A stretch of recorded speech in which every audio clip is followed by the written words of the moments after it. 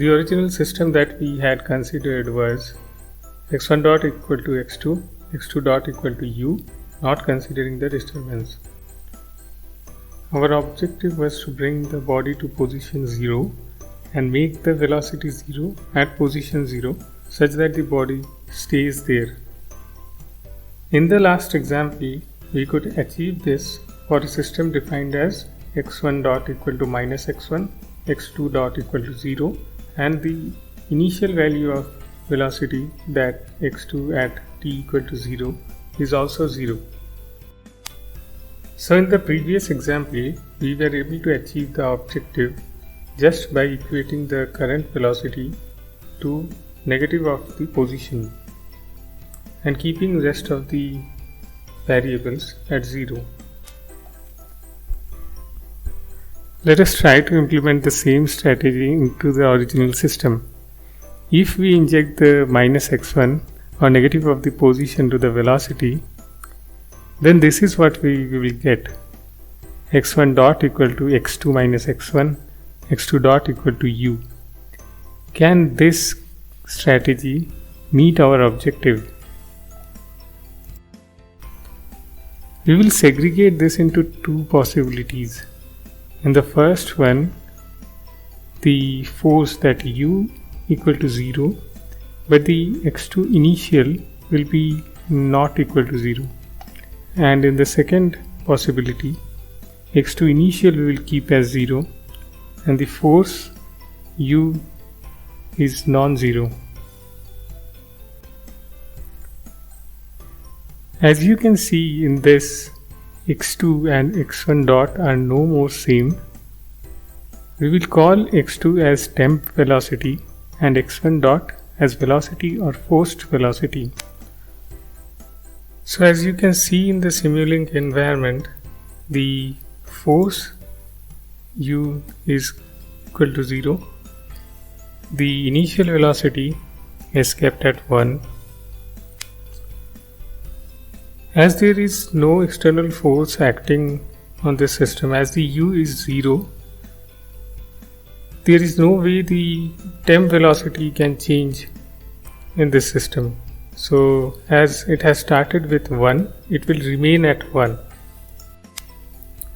So let us see the plots of the system. As you can see, the position shown in green has started at 10.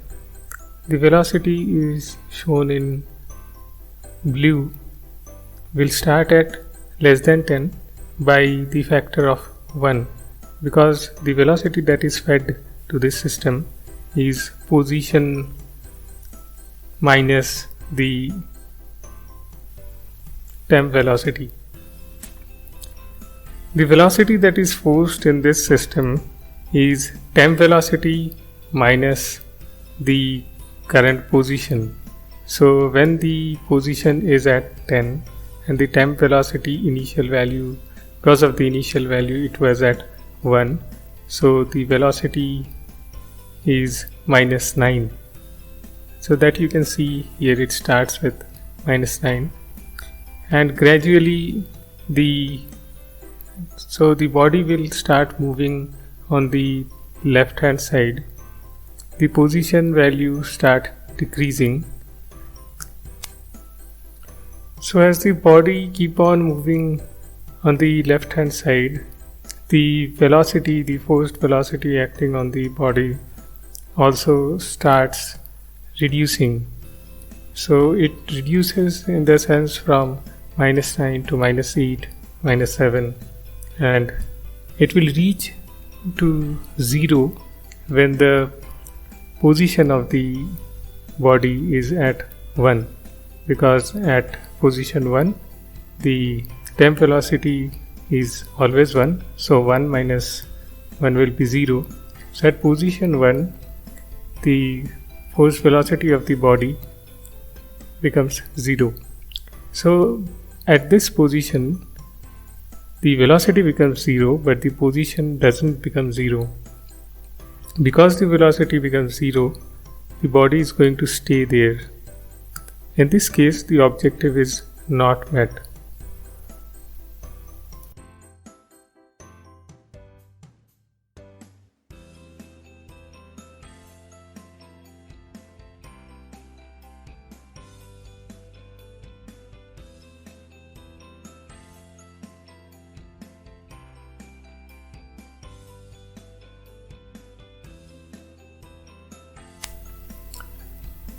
Let us take another example.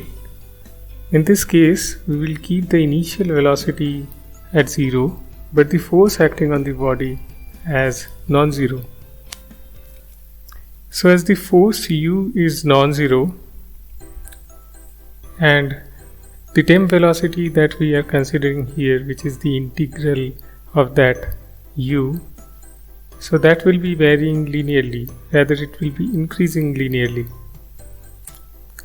Again, in this case, the force velocity to this system is the difference between the temp velocity and the current position. So it is temp velocity minus the current position. Let us see this graph can be separated out into 3 parts. In the first part, the position is significantly larger than the temp velocity. The force velocity is the difference between temp velocity and the current position. So when the position is significantly larger, the forced velocity is almost negative of the position.